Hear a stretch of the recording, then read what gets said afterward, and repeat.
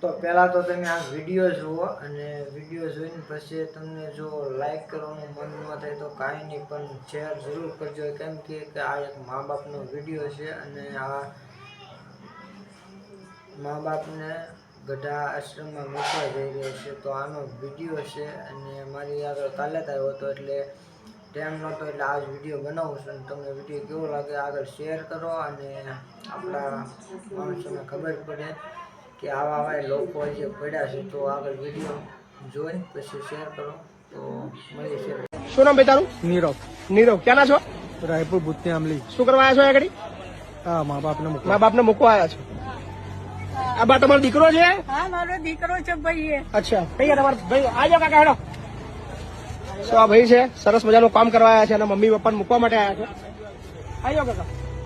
હું તો મૂકવા આવ્યો એટલે કઈ એવી રીતના નહીં મૂકવા આવ્યો. કેવી રીતે મૂકવા આવ્યા છો થોડું સમજાવજો મને. મને ફાવતું નથી, એમને પહોંચી નહીં વળતો. અચ્છા, પહોંચી નહીં વળતા.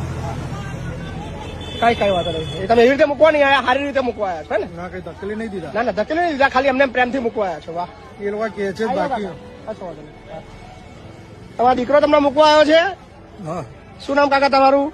જસવંતભાઈ. જસવંતભાઈ. કેટલી ઉંમર થઈ દાદા તમારી? 76 વર્ષ. 76 વર્ષ. અને બાની ઉંમર કેટલી થઈ? 71. બાથી તો ઊભું બી થવાતું નહીં. બરાબર. શું નોકરી કરો છો ભાઈ તમે? પ્રિન્ટિંગમાં કામ કરું. કેટલો પગાર છે? 10,000.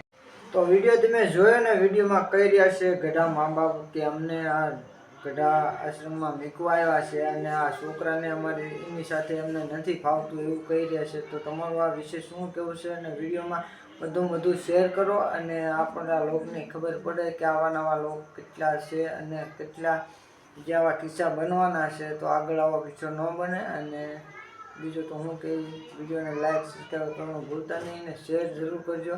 મળશું એક નવા વિડીયો. તાલા જય માતાજી.